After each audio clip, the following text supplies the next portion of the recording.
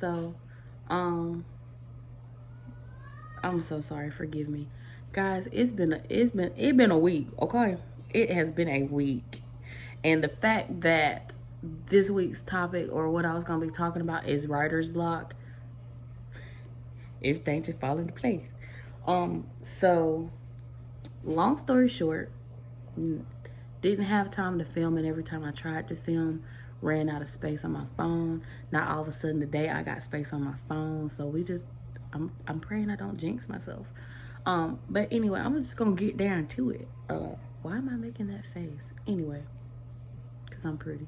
Um, okay, so I'm gonna start off with why do I write? I'm gonna go more in depth with that. So I write because number one is something that was healing for me and the different experiences that I've had in my life and how I coped and how I got through that. But also, writing allows me to be able to freely express myself and my emotions.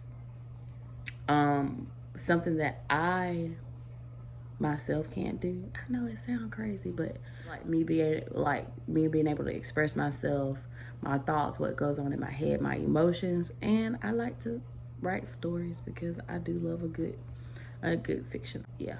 But also writing has helped me share my life experiences and also connect with other people and realize that I'm not alone in most of my experiences. And then by me being able to write the experiences that I've been through, it helps other people. And me, I literally love to be of service. Um, it's hard for me to hate people. I write. Now, how do I overcome all the obstacles that comes with writing? Uh, by the grace of God. No, seriously, for real, like literally. I don't know how I do some of the stuff I do, but I do. Because when it comes to me now in launching everything with my writing and actually, being like forcing myself to be consistent in it, to keep going, to not get discouraged, to not get tired, uh, you gotta have some solid faith foundations. I don't care who you believe in, you just have a solid faith, all right?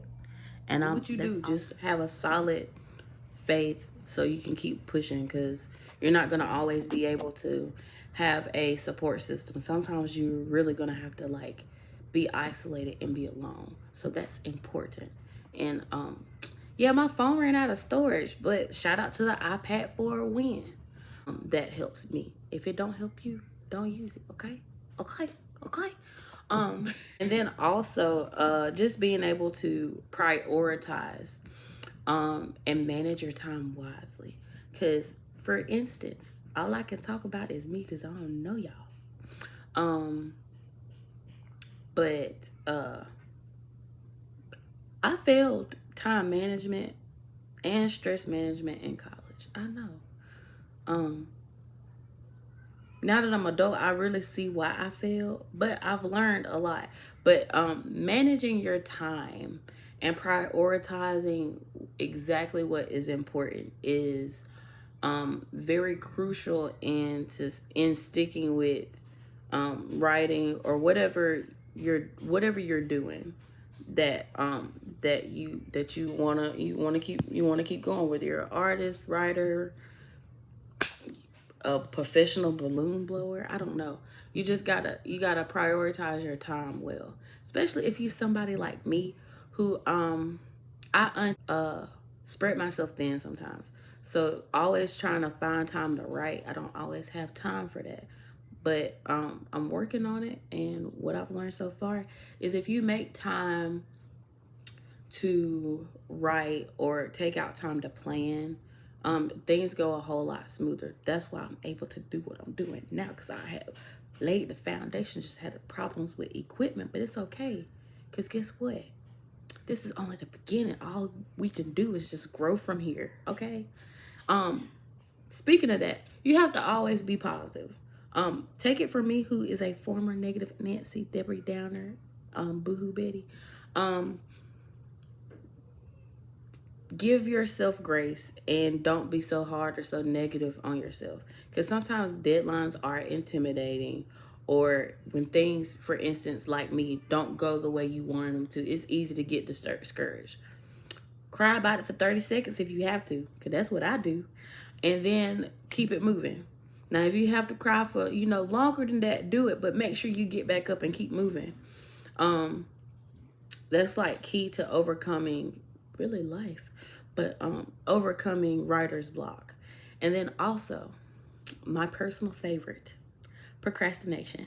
I'm a procrastinator, I ain't gonna lie to you, but I'm not as bad as I used to be, so thank God for growth.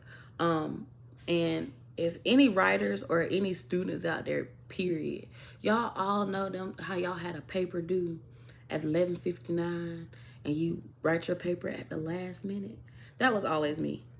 But I got positive reinforcement for this negative behavior, because yeah, I wrote this paper last minute, but guess what? I got an A. So procrastination, speaking from a writer's standpoint, procrastination can be a good and bad thing, because sometimes when you over plan things out, it's easy to lose focus or lose inspiration.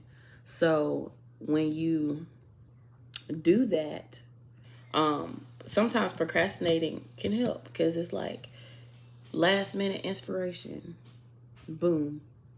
That's that's procrastination, but I like to call it last minute inspiration. I'm gonna pin that. But yeah, you just gotta stick to it and push through it. And that's like the main thing. And then another thing is always keep in check what inspires you and why you're doing what you're doing. For instance, well, not even, I'm not gonna stop saying for instance. I have 7 books. Yep, that's right. I said it. 7 books. That's that's 7 books with covers ready. The insides of 6 of those books are ready as well. One book I'm still picking out certain things that I want, because it's a comprised book of poetry written by me. Like I literally have 7 books that they're ready. I'm just fighting with margins, trying to make sure that I go about everything correctly, because I don't want to have to fight with no people about copyrights about something that I know that is my intellectual property, okay? And then I don't want nobody to jip me with royalties or anything like that. So slow and steady is win the race. I'm pushing to have finite legit stuff by December and get a link tree and all that set up, so you can go directly to my links, get my YouTube, my Instagram, my I'm working on a Patreon. Like I literally have 7 books ready to go, but it's just the process of pushing them out there. Just the programming. But once we get that figured out, it's all go. And I'm learning in this process to give myself grace. If you don't take nothing else away, give yourself grace, okay? Everybody need some grace.